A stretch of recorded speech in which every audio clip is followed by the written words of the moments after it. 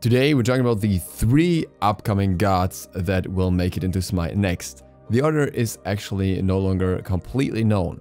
The next one is known, she's already been teased, and that's Discordia. In regards to her, we have some new things about her kit that were not leaked previously and are now known. Then additionally we have information on Cerberus, a lot more than before. This has been out for a while, but I figured for the completion's sake I will add all this here as well. We know a lot more about its abilities than before, and we already know who the next god after that is as well, which we'll talk about last. In regards to Discordia, we've not only seen her model teased, we've actually gotten some information from Hi-Rez themselves. First of all, she's going to be a Roman mage. And if you look at the stats next to the model, you can actually see that there is 6 magical damage on her on level 1 with 2 kills, but no actual items. And no, this is not some weird leftover from Isis, because if you look at the rest of the stats, they are different from Isis base stats on level 1. It's more movement speed and more in-hand damage, but lower base attack speed. So this is something that belongs to Discordia, and it could be the passive. Maybe she gets stacks for kills, something along those lines. That would be the most straightforward reasoning or option for this extra magical damage here. Or something else in her kit somehow supplies her with this extra damage. Furthermore, Ajax said that she wants chaos. She doesn't care who wins or loses. This sounds like certain interactions on her may be working for and against both allies and enemies. For example, maybe her passive stacks that give her more power both work on enemy death as well as ally death or something like that.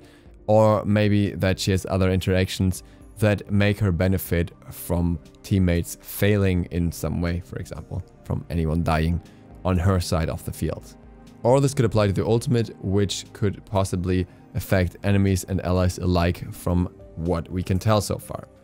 So certain abilities we've already talked about, I'm just going to go over them very briefly. Her basic attack is a projectile, no surprise here. Her passive is Contest of the Gods, which has stacks, so once again I'm assuming this would be the power. Then her first skill is Chaos Blast, a projectile ability that has locked aim somehow. Her second ability is Turn Against, and we've got a lot more info on this now. Turn Against. Discordia covers an area in chaotic magic that deals damage to all enemies hit. Enemy gods and minions hit by this will turn against each other and attack for 1 second. If only a single target is hit, then it is rooted for 1 second instead. Range 55, damage 70 up to 270, 50% magical power scaling, madness damage per hit 10 to 50 plus 10% of your magical power, cost 60 to 80, cooldown 15 seconds. And it has been more or less confirmed by Ajax that this ability will work as such, as he said that there will be an ability that makes enemies fight against each other. The rather strange thing to me is the part that says madness damage per hit, because I'm not sure if this applies to the madness itself, making enemies just fight each other, kind of like we know from Circuit, or if this is the damage that they will deal to each other. So this is something interesting that we have yet to find out. The third skill is Erratic Behavior, nothing new here, but her fourth skill, her ultimate, Golden Apple of Discord, has more information. You will not get this ability on level 1, something that I thought might have been possible, but we see now on the actual footage that we have of her that you cannot have the auto on level 1, and it is an ability that you can somehow give to someone. You can give the apple to someone, apparently to both an enemy or ally. You then have this current apple holder, which is somehow marked. The apple has a timer once it's attached to someone, so kind of maybe like Cupid's heart bomb, and you can somehow switch the golden apple owner. The apple can roll and bounce, that kind of doesn't tell us very much. It has a certain ground range and travel distance, and it can hit multiple times if it's bouncing. Again, we don't really know what that means. The interesting part here is what we know now is that you can somehow detonate it. So maybe this timer isn't too relevant after all. Maybe this timer just is important to find out how long the apple has been on someone, and the longer it's been on someone, the different or stronger the effect becomes. But you have this detonation effect, and this is maybe where you can put it on allies as well. Maybe you can put it on an ally, and then the ally basically jumps into the enemies and you detonate it, and it will deal damage to all of them or something along those lines. The next one is Cerberus. For Cerberus, we know quite a lot as well now. We have all of his abilities to at least some degree, and we can figure out a lot of his kit that way. He has 3 heads, the left, mid and right head, which all seem to have different interactions and different specials. His basic attack is a chained melee attack with a situational condition to it. The situational condition may explain itself a little bit later down the road. It may also somehow affect healing or steal health or steal healing or something from enemies, and there seems to be a damage increase with the first ability. Cerberus' passive is still a bit unclear. There's some sort of aura called Cerberus Soul, which has a note saying kill on touch.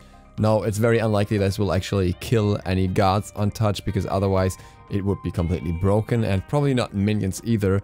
So it's not quite obvious what this is going to be. But there is another component to it, which is physical and magical protection steal, which is quite straightforward. So this is either through abilities or through basic attacks that you have the potential to steal protections from the enemy. His first skill is Terrifying Visage. It has a projectile, but that only seems to be a minor factor and is not completely clear. The damage is increased on his basic attack when using this ability, so it's some sort of steroid. The number of times this hits the target is relevant. The question is if number of times applies to multiple hits here, or if multiple heads can bite the target, and the number of heads that you hit someone with will have an effect. This ability activates a special attack on head 1, 2 or 3, and this special attack has a timer. This made me think of Kronos, so maybe this is a steroid for each individual of his heads, and depending on which head the timer is on at that point, you will have a different effect. Maybe the heads are decided another way, but that is what it seems to be, considering that it has a timer. Maybe one of those has a projectile that actually flies out further. Maybe one of them spits a fireball, whereas another one does a close range attack, or one steals health from the enemy or something like that. This ability also has a 270-degree angle, which would be a massive cone attack, but it has a note saying it may change, because I think this would be very drastic. His second skill is Ghastly Breath, and this one is most certainly a cone attack, because that's the first thing it says about the skill. It does count how many times you hit the target, so probably once again with the heads, and it works with the passive. This passive has some sort of stacks. What we're thinking is that maybe this is along the lines of Ratatoska's Acorn Blast, where if you hit the enemy with a certain amount of projectiles from the attack, it will trigger a certain effect. And the next point is 2 hits and 3 hits should apply added percentage damage, depending on if you hit 1, 2 or 3 times. So this may have not only one bite, but multiple bites or breath going forward, and those breaths have some sort of multi-hit condition. His third skill is Death Rattle. This one doesn't tell us very much, only that it can be cancelled and has a heal count, so maybe this is an anti-heal ability of some sort, or a healing ability of some sort. His ultimate, or fourth skill at least, is Soul Rend. Soul Rend, again, like Ghastly Breath, somehow works with the passive and it stacks. Maybe this one uses the stacks, maybe you build up the stacks with the 2 and then use the ultimate to use them up, kind of like Sean Kui, or something along those lines, or it's just something that goes across his whole kit. This also is a cone attack, and it seems to have a knockup of some sort, working with those stacks, so maybe the knockup duration is increased with the stacks, and has a 25 range attack cone, so it's kind of wide. And this brings us to the last one, and there's a reason I haven't said the name previously in the video, because I know that you guys down there in the comment section are gonna go pretty crazy about this pronunciation, because I will definitely get butchered again and somebody will be super offended about it as if his life depends on it. This god is Nidhogg, Nidhogger, whichever you want to call it. It's the dragon that sits, or the serpent that sits at the bottom of Yggdrasil. Now Yggdrasil should be familiar to most of you, because that is the tree that Ratatoska climbs up and down on. Why does Ratatoska climb up and down on this tree? To deliver messages from this very dragon to the eagle at the top, and also back. So we can assume that this character will at least have some special interaction with Ratatoska. His release is maybe somewhat related to the new upcoming adventure, which is about Niflheim. So it's not impossible that we see this god actually being released before Cerberus, depending on how the situation evolves in that regard. And we're talking about the lore. It's also worth mentioning that he has kind of a darker role. He usually is considered a relatively evil or monstrous character, though sometimes eating the corpses of the guilty and the murderers and oath-breaking and similar. So we can expect him to either way be one of the not so fluffy characters that will probably fall more into the niche of gods like Daji, with some more brutal lore behind it and some rather brutal abilities as well. That is all we know so far. As always, keep in mind that this is data mine stuff, so thanks to Smite Data Mining for providing us with this information. It can always change, and it can always be something that's more of a bait and doesn't end up making it into the game in this very same way. So never be too sure if this will actually be what we see in the end. With that, thank you guys for watching. If you're not subscribed yet, feel free to hit the sub button and maybe the bell. It really helps me out. Also, again, I will be dropping codes in the description or in the comments from time to time. So if you're early, you have a chance to get those. Another reason to hit the bell.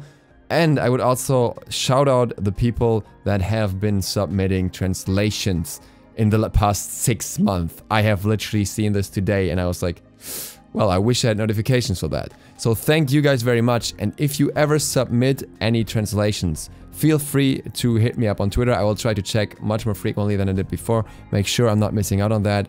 But feel free to hit me up on Twitter, twitter.com/DukeSlothTV, or on Twitch when I'm online, twitch.tv/DukeSloth, or on my Discord, discord.gg/DukeSloth, if you submitted translations anywhere, so I don't miss out and I can let them go through right away.